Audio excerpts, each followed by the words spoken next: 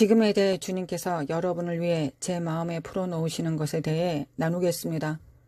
주님께서 먼저 공유하신 것은 장사하라는 말씀입니다. 성경 누가복음 19장 13절에 내가 돌아올 때까지 장사하라고 말합니다. 실제로 성경에 있는 그리스어 단어 프라그마티오마이는 내가 올 때까지 행하는 자가 되라는 말의 뜻입니다. 여러분은 실제로 따라잡을 수 있는 일련이 있습니다. 실제로 따라잡을 수 있는 경기에 서 있습니다. 성경에서 파종하는 자가 추수하는 자를 따라잡는다고 말합니다. 지금은 1년 중 결정적인 달입니다. 지금은 주님께서 따라잡으라고 말씀하시는 것을 듣는 사람에게 매우 중요한 달이 될 것입니다. 여러분은 어떤 장소에 있게 될 것입니다. 따라잡는다는 것의 정의는 아래에서 시작했다가 갑자기 저 위에 있다는 것을 의미합니다.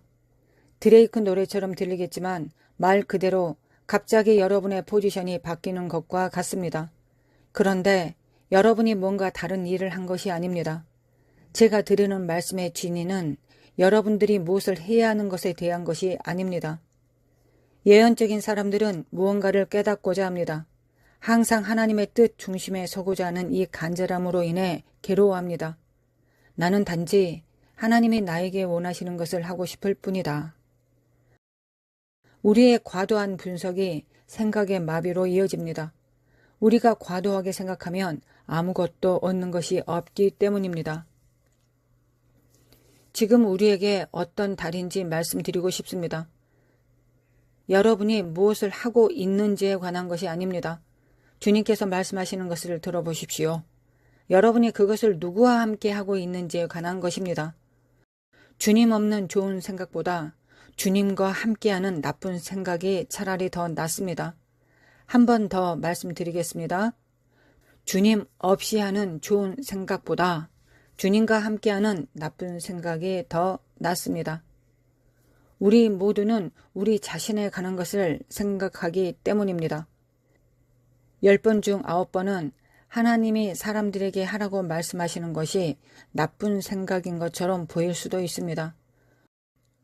왜냐하면 여러분들의 부모님을 포함한 많은 어른들이 여러분에게 나쁜 생각이라고 말할 수도 있습니다. 그들이 여러분을 사랑하기에 어리석은 일이라고 말할 수도 있을 것입니다. 왜 음식도 안 먹고 21일 금식을 하려는 것이니? 그것은 어리석은 일이야. 주님과 함께하는 나쁜 생각이 주님 없는 좋은 생각보다 낫습니다. 예수님이 나는 예루살렘에 가야 한다고 말씀하셨습니다. 사람들은 위험합니다. 당신을 죽이려고 합니다. 죽으러 가는 첫 번째 장소와 같습니다. 라고 말했습니다. 그러나 주님은 가셨습니다. 주님이 나와 함께 계시니 나는 가겠다고 해야 합니다. 바울은 나는 로마로 가야 한다고 말했습니다. 선지자들이 그들에게 와서 말합니다. 바울, 로마에 가면 당신은 죽을 것입니다. 들어보십시오. 이번 시즌에 하나님이 여러분에게 말씀하시는 것을 듣기 위하여 하나님의 임재 안에서 시간을 보내야 합니다. 여러분의 기도가 바뀔 것입니다. 주님, 제가 하고 있는 일을 축복해 주소서에서 주님, 제가 당신과 함께 할 수 있도록 이미 축복하신 것이 무엇입니까?로 바뀔 것입니다. 여러분의 마음가짐을 바꿔야 합니다. 전 영적 삶을 바꿔야 합니다. 하나님, 당신의 생각이 필요합니다. 그것이 무엇입니까? 라고 말해야 합니다. 예언적인 사람들은 보통의 사람들이 하는 사치를 누리지 못합니다. 예를 들어 동생이 외환 회사를 시작했습니다. 그는 외환 회사 셀러입니다. 동생이 그것을 시작했다고 해서 저와는 상관없습니다. 친구가 교회를 시작했습니다. 나는 교회를 시작할 것이다. 그러나 당신에게는 이것이 필요 없습니다. 어떤 사람이 여성사역을 시작했습니다. 나는 여성사역을 시작할 것입니다. 그러나 당신은 그와 동일한 일을 할 수 없을 것입니다. 어떤 사람이 블로그를 시작했습니다. 나는 블로그를 시작할 것이다. 그들은 입소문이 나기 시작하는데 당신은 제자리에 머물고 있습니다. 왜 그렇습니까?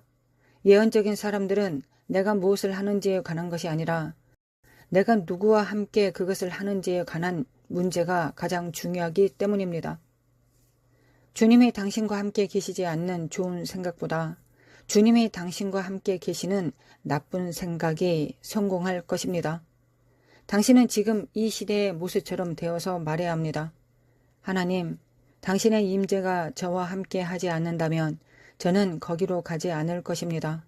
당신의 임재가 거기에 있지 않다면 저는 그것을 시작하지 않을 것입니다. 당신이 이것을 시작하라고 하지 않으시면 저는 앉아서 가라고 하실 때까지 기다릴 것입니다. 당신이 어떤 일을 하느냐보다 임재를 우선순위로 두어야 합니다.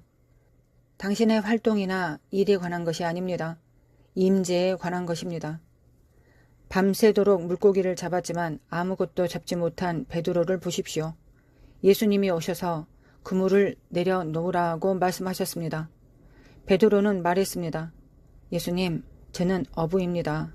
저는 물고기 잡는 법을 알고 있습니다. 그러나 그것은 물고기 잡는 법에 관한 것이 아닙니다. 그것은 무엇을 해야 하는지에 대한 이야기가 아닙니다. 임재에 관한 것입니다. 기도하는 신자들은 그들이 사람들에게 무엇을 주어야 하는 것보다 누가 그들과 함께 있는지를 우선순위에 둡니다. 그들은 성공할 것입니다. 하나님이 한겨울에 아이스크림 밴을 세우라고 하신다면 당신은 그렇게 했고 임재가 거기에 있을 것입니다. 한 번은 우리에게 나이지리아로 가라고 말씀하신 것처럼 주님께서 당신에게 말씀하신다면 떠나야 할 것입니다. 모든 사람들이 서둘러 나이지리아를 떠나고 있는 시기에 주님께서 우리에게 그리로 가라고 말씀하셨습니다. 왜일까요? 하나님이 거기 계시다는 것을 알게 될 것이기 때문입니다. 사람들은 정말 어리석은 생각이라고 말했습니다. 그러나 주님이 그 안에 계시다면 승리할 것입니다. 이것이 바로 우리의 초점이 되어야 합니다. 우리는 우리의 활동보다 임재를 우선순위에 두어야 합니다. 임재가 먼저입니다.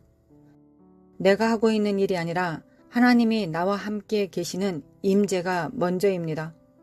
주님이 요셉과 함께 계셨습니다. 그는 노예였지만 성공했습니다. 아멘. 주님이 함께 계시면 감옥에 가라고 하시면 감옥에 가십시오. 그곳에 임재가 있습니다. 그것이 우리의 평화입니다. 두 번째로 주님께서 주신 것은 열정적인 기부자가 되어야 한다는 것입니다. 저는 항상 인생에서 주어야 할 네 사람이 있다고 말했습니다. 부모님, 성직자, 가난한 자, 그리고 선지자입니다. 당신은 헌신적인 기부자, 열성적이고 훈련된 기부자 중 하나가 되어야 합니다. 제 아내와 저는 영국에 있던 때가 있었습니다. 우리가 어디에 있고 어디서 왔는지 살펴보며 우리의 옛 장소를 지나 걸었습니다. 주님이 정말 우리를 축복하셨습니다. 우리는 많은 경우 가난에서 벗어났습니다. 우리는 너무 가난했고 동전 몇 개만 있었습니다. 그러나 주님께서 우리에게 원칙을 주셨습니다. 만일 너희가 훈련된 열성적인 주는 자가 되면 내가 너희를 축복하기 원한다. 우리가 거의 6개월 동안 견뎌온 것을 기억합니다.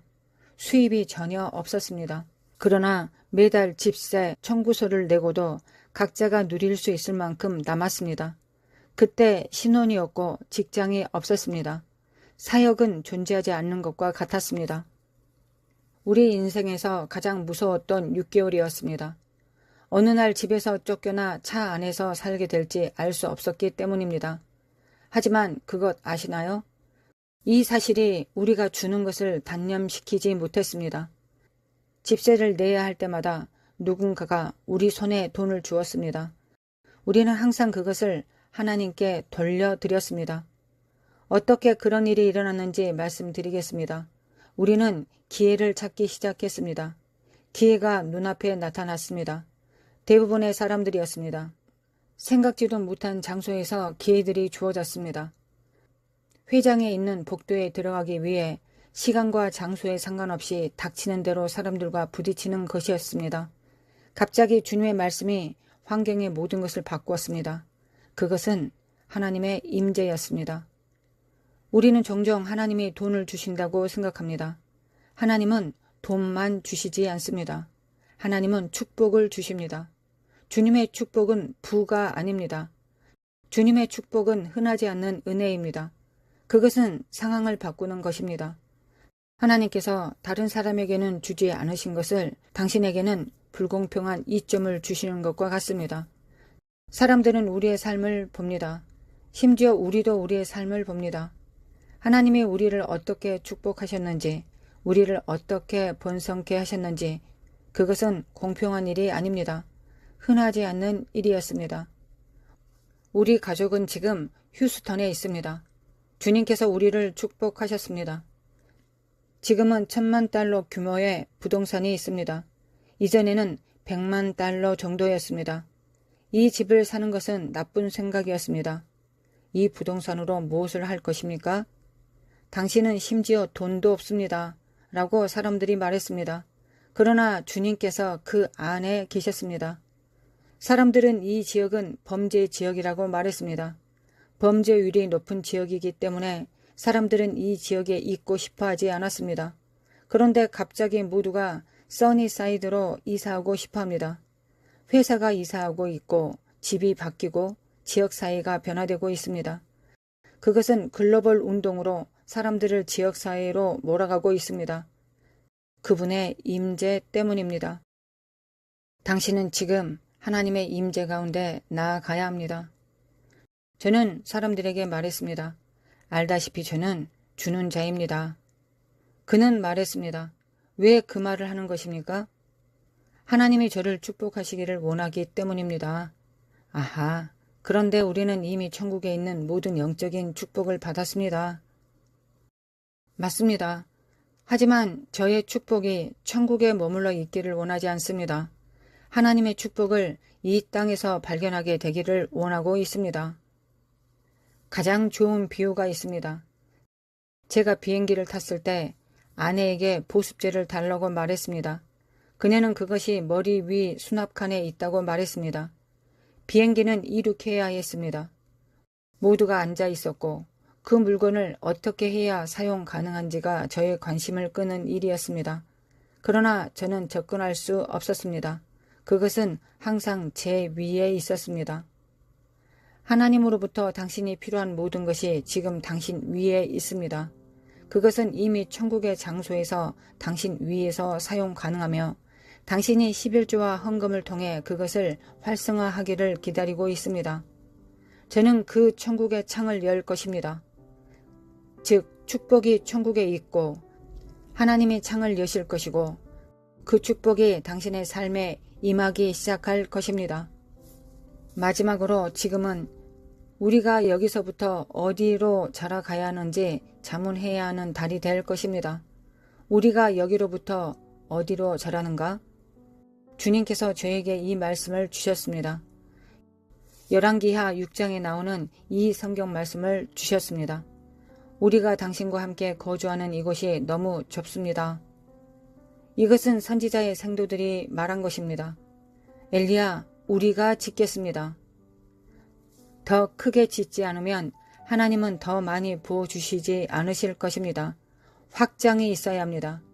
크게 생각하지 않으면 크게 갈 수 없습니다.